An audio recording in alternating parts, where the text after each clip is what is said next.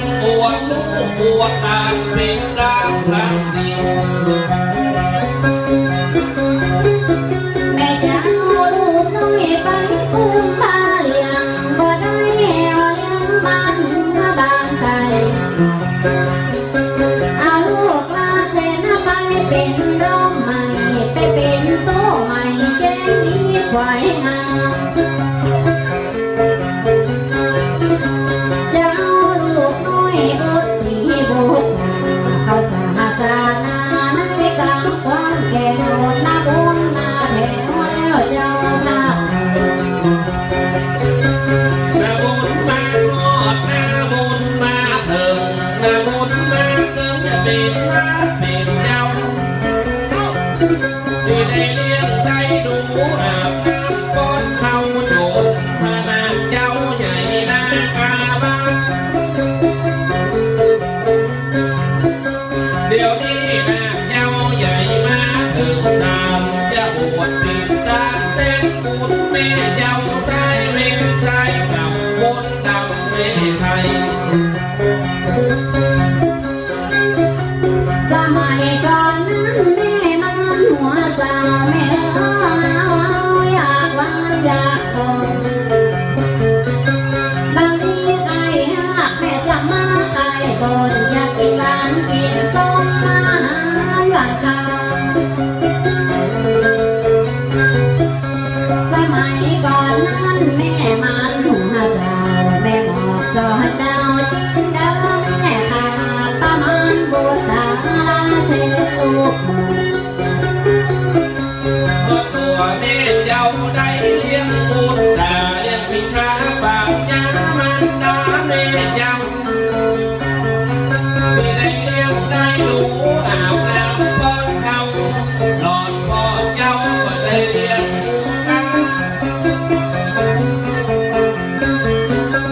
ว่าหลอดหน้ากาที่ก็ยังนั่งนา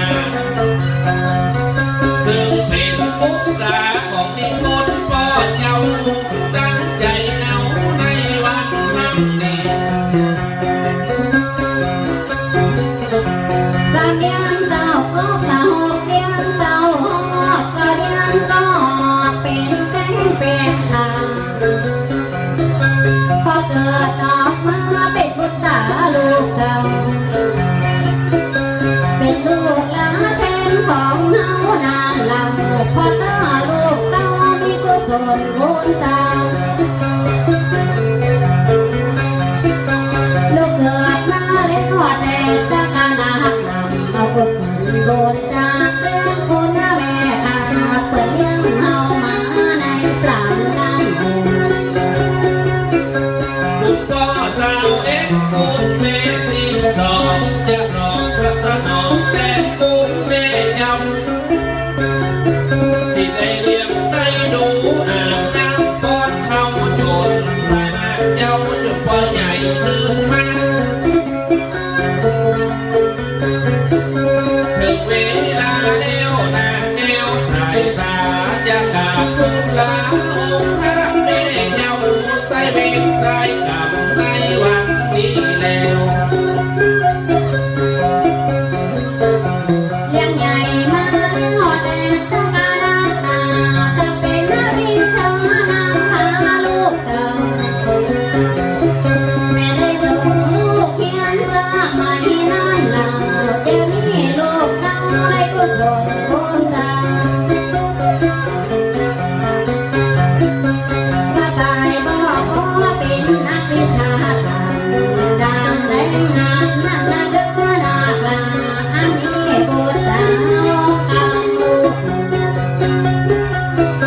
ได้ส่งลูกน้อยไปภาคเพียรศึกษาจนยกปริญญาได้แม่เยาว์